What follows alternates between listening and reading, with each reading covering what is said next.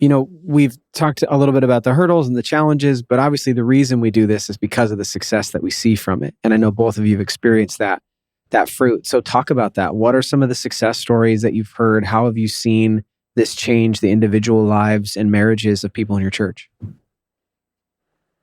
So just personally, to jump first, Annie, I just, my recovery, like being able to have serenity and sanity and to be sober, and being able to face reality and accept life on God's terms and have some emotional, awareness now and have that, so many of the resources and the relationships and to have connection in community is just, so pivotal for me.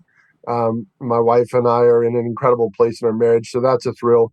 Uh, Secondly, being able to parent, like this morning, just I have three girls at home, and there was a intentional act of unkindness, and I was able to be present and aware and, in an emotionally healthy headspace to like parent my daughter and not and do so in a way that was healthy.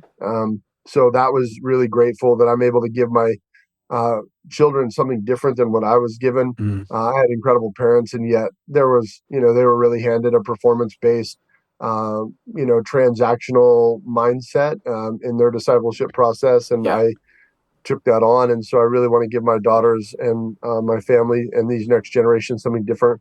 I'm thinking also of seeing a really good friend that I finished group with in 2017, and he, saying, "Hey, man, hey, will you lead with me? Will you come lead Top Gun?" And so watching him prioritize his recovery, prioritize his wife and their relationship, his family. He works in a Fortune 500 company, and so he's like he runs this massive nationwide process, and then he decided to go to school too. So he led groups.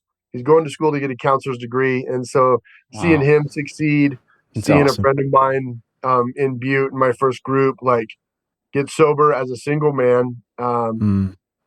and then get into a relationship with Miss Montana, fall in love with her, pursue her. He could Let's not go. marry her because she was under contract as Miss Montana. Oh, So wow. he had to like just fight, and in his sobriety. And then he wanted to lead groups, so he fought it out and started groups and married her. And That's so awesome.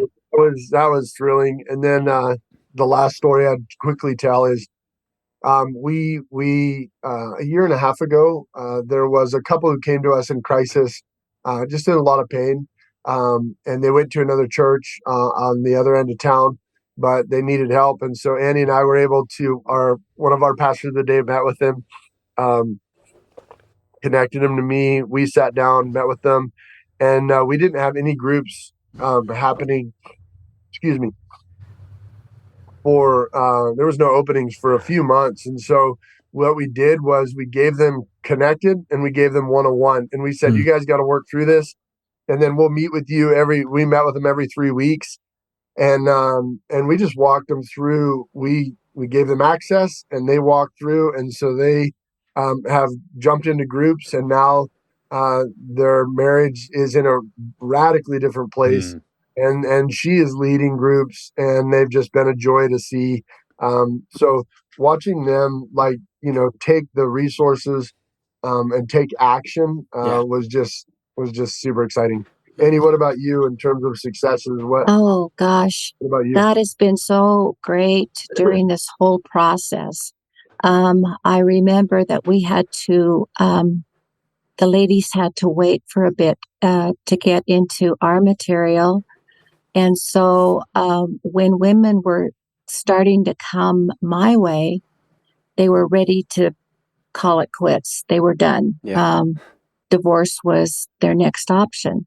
And so what I did is that I took the DVD series and I let them go through that just to let them know basically that it was an addiction. Um, it didn't have anything to do with them because as women, that's what we think. If I only do this, or if I only look like that, and it has nothing to do with that. And so after the Conquer series, um, I think that benefited them very, very well, that they were able to say, okay, I'll give this some time. I'm going to go through the material for the women and see what happens. And so even in the beginning, God was at work with regard to that. And also on a personal note, my life was transformed from,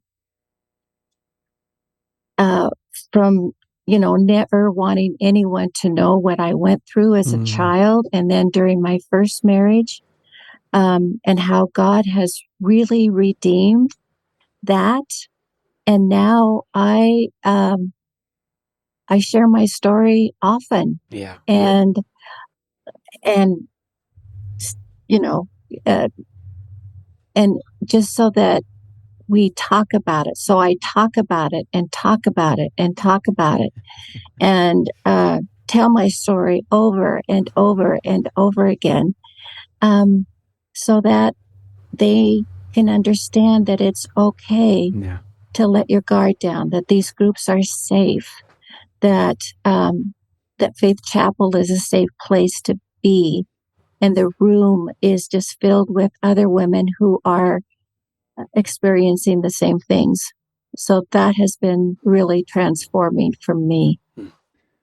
Yeah, it's amazing to watch when Christ takes our weaknesses or what we think of as our brokenness and transforms it into places of strength and opportunity and places where we're bringing him glory by sharing about those very things. And I think it is the individual stories that keep us going, because for some listening to this podcast and for you guys, we've been at this a while, and there can be a little bit of kind of that compassion fatigue that sets in, like, oh, here we go, another guy who's struggling or another marriage that's broken. And if you guys just follow our steps, and you can almost take for granted that, well, if you just do the right things, healing will happen. But it's the individual stories where you come back and you remember, this is incredible. This is amazing, the way God created transformation. It took someone that was in one place and really broken or alone or addicted, and now they're in a totally different place. Like, that's what we all want to see in church and in people's stories. But if we're honest, it's not happening maybe as often as we wish. And so when we see it happening through these groups and in a Pure Desire ministry, it's life-giving. And so I'm excited that you guys have gotten to see that, and you're just able to pick back those moments, go, man, this person, that couple, this person. I think that encourages all of us. It's thrilling to be a part of. It really, really is.